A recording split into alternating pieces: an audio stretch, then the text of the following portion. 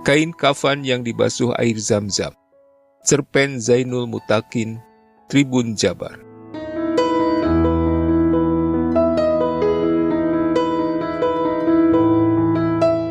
Kening Darso berkerut melihat istrinya menggunting selai kain kafan dan diukurnya sesuai ukuran tubuhnya sendiri. "Kenapa kau mengukur kain kafan itu ke tubuhmu?" Pertanyaan suaminya cuma dibalas dengan senyuman oleh Simar. Darso semakin tidak mengerti dengan tingkah pola istrinya karena besok mereka akan berangkat umroh. Tetapi kenapa sang istri sibuk mengurus kain putih pembungkus jenazah itu? Pikiran Darso tak mampu menjangkau cara berpikir istrinya yang usianya hanya lebih muda 2 tahun darinya. "Aku mau basuh kain kafan ini dengan air Zam-Zam," kata Simar kepada suaminya begitu selesai mengukur kain kafan untuk tubuhnya sendiri. Darso terkejut mendengar ucapan istrinya itu dan membuatnya langsung mengatur napas. Laki-laki yang baru 2 tahun menikahinya itu langsung berpikir yang macam-macam soal istrinya. Tiba-tiba saja ia seperti diajak untuk membayangkan kematian istrinya yang terasa sebentar lagi. "Seolah-olah kau akan segera mati setelah ini. Sementara kita tak tahu kapan mati," membuatku cemas. Darso merasa ada sesuatu yang ganjil di dadanya. Suara jantungnya tak wajar, namun ia buru-buru beristighfar. Perasaan ini tak lebih dari rasa takut akan kehilangan perempuan yang teramat ia cintai. Hal ini terlihat dari mata Darso yang menampung genangan air di ceruk matanya yang dalam. "Kematian sesuatu yang niscaya, karena kita tak tahu kapan mati. Maka tak salah jika kita mempersiapkannya." Simar mengucapkannya ringan, disusul senyum mengembang dari bibirnya. Ia sendiri tidak tahu kenapa pagi itu ingin sekali menyiapkan kain kafan untuk dibasuh dengan air Zam-Zam ketika tiba di Mekah nanti. Tetapi satu hal yang tak sanggup ia pungkiri adalah bahwa Israel akan datang kapan saja dan tanpa ia sadari kapan malaikat itu akan menarik nyawa satu-satunya yang ia miliki. Mungkin karena inilah ia punya nyali mempersiapkan kematiannya sendiri. Suaminya pun mulai was-was melihat gelagat Simar yang menampakkan tanda-tanda menjelang ajal. Darso lebih dibuat tercengang lagi saat lelaki kurus berwajah teduh itu mengetahui sang istri juga sudah mempersiapkan liang lahat bagi dirinya. 3 hari yang lalu, Simar menyuruh seorang penggali liang lahat menggalikan lubang kubur untuknya. Ia memberikan ukuran luas tanah yang harus digali dekat makam ayahnya yang meninggal 2 tahun lalu, tepat saat azan Isya bergetar di udara. Keinginan Simar untuk menyucikan sehelai kain kafan dengan air Zam-Zam tidak didasari oleh perihal apapun. Bukan mimpi atau bisikan gaib yang menyuruhnya. Itu dilakukannya atas hasratnya sendiri. Meskipun begitu, ia sendiri nyatanya tidak mengerti mengapa hari itu menjelang keberangkatan umrohnya yang pertama, tiba-tiba saja ia mengikuti suara nalurinya agar membawa kain kafan untuk dibasuh dengan air Zam-Zam. Melihat sesuatu yang ganjil dari tingkah istrinya, hati Darso dibalur cemas. Ia kerap bertanya-tanya, pertanda apa yang sedang ditunjukkan Allah ini?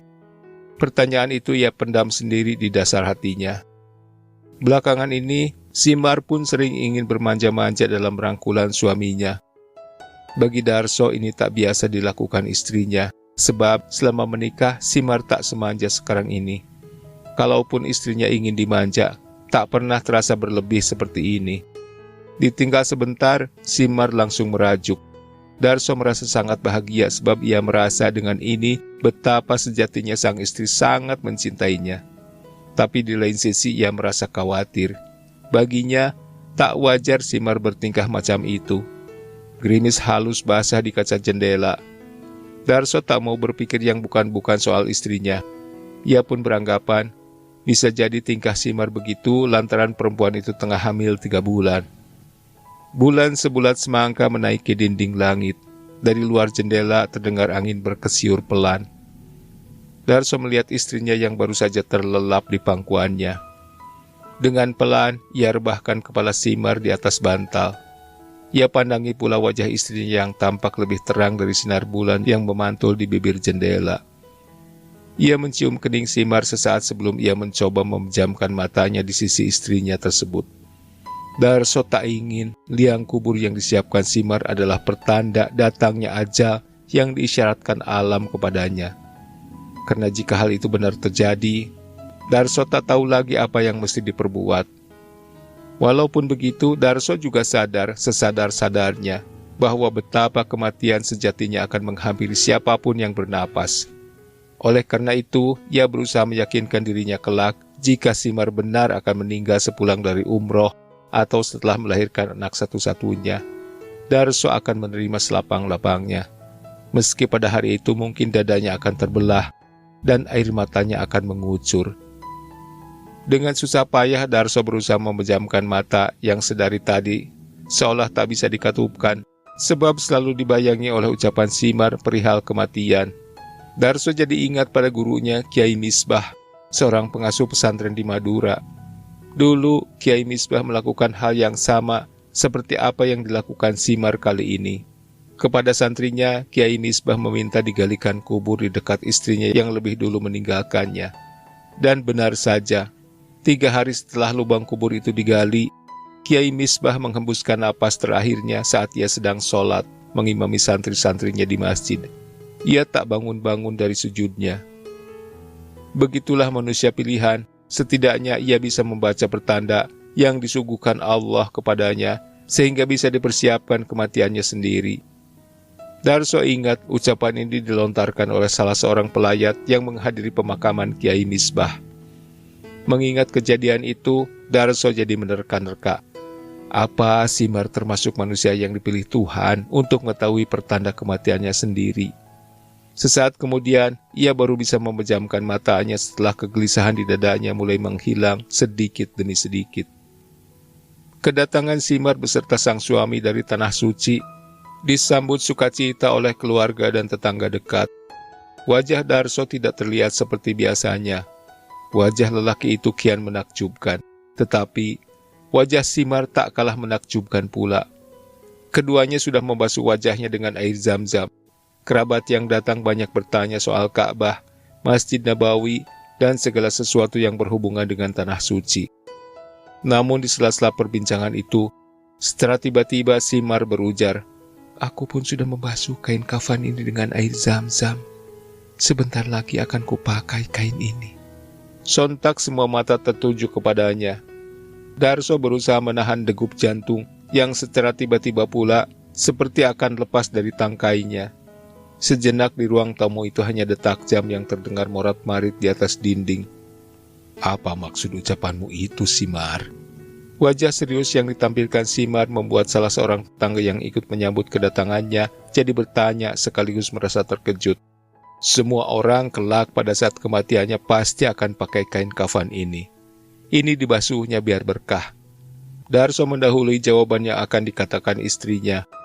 Lelaki itu cuma tak ingin apa yang kerap dilontarkan Simar perihal kematiannya selama ini diketahui banyak orang. Cukup dia yang menanggung was-was jika apa yang diucapkan Simar selama ini benar-benar jadi nyata. Satu hal lagi yang diinginkan Darso, Simar tak benar-benar jadi meninggal secepat ini. Meski lubang kubur telah digali dan kain kafan sudah dibasuh 3 kali dengan air zam-zam, Darso mengharap tak akan terjadi apa-apa dengan istrinya. Terlebih, Simar sedang mengandung anak pertamanya.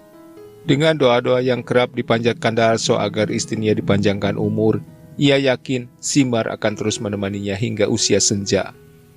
Darso yang berencana memiliki 3 anak tentu tak ingin Simar dijemput Israel secepat ini. Tiap malam, doa yang dipinta Darso kepada Tuhan cuma satu, yaitu istrinya dipanjangkan umur dan tak jadi nyata ucapan istrinya yang selalu bilang akan meninggal sesegera itu. Tapi setelah Simar melahirkan anak laki-laki, kepada Darso ia bilang agar kain kafan yang disimpannya di dalam lemari diambil dan dibungkuskan ke tubuhnya. Laki-laki itu tercengang bukan kepala. Ia masih menggendong bayi laki-laki yang wajahnya sama persis dengan Darso, cuma hidungnya yang mancung mirip dengan Simar. Darso memandang wajah istrinya tanpa berkedip. Ia tahu ada yang ganjil dari wajah sang istri. Wajah itu tak lagi semeringah. Pada detik kesekian, Simar meninggalkan anak dan suaminya. Tangan Darso mengusap wajah istrinya, disusul derai air mata yang jatuh ke lantai. Kain kafan yang sudah dibasuh air zam-zam itu diambil oleh Darso. Ada tulisan kullu nafsin zaiqatul maut yang ditulis pada selembar kertas di dalam selai kain putih itu. Darso tahu jauh-jauh hari Simar memang sudah mempersiapkan kematiannya itu. Walaupun doa yang dipanjatkan Darso tak terkabul, ia yakin seyakin-yakinnya bahwa cuma Allah yang mengetahui rahasia di balik peristiwa ini. Jenazah akan dikebumikan nanti sore selepas sholat asar. Liang kubur yang sudah digali beberapa bulan lalu digali lagi karena tertimbun tanah. Warga yang datang melayat sungguh tak pernah terduga akan sebanyak itu. Darso sendiri merasa paling cuma sebagian warga yang akan ikut mengantar istrinya ke pemeringan terakhir. Darso bukan siapa-siapa, bukan ustadz, apalagi kiai. Itulah sebabnya ia berpikiran semacam itu. Cuma manusia yang dekat dengan Tuhannya yang sanggup mempersiapkan kematiannya sendiri dan mengetahui tanda kematiannya, kata salah satu pelayat yang ikut menggotong keranda ke pemakaman. Saat jasad Simar dibaringkan di liang kubur, kain kafan itu menebarkan wangi. Wanginya sangat lembut. Tak pernah ada wewangian sewangi dan selembut itu. Darso tersenyum di dekat pusara. Ia cuma menduga-duga bahwa itu pertanda amal baik sang istri. Bunga-bunga ditabur di atas pusara. Tinggal Darso seorang diri di dekat pusara sedang menyiramkan air zam-zam pada kubur sang istri, seraya mengecup ujung batu nisannya.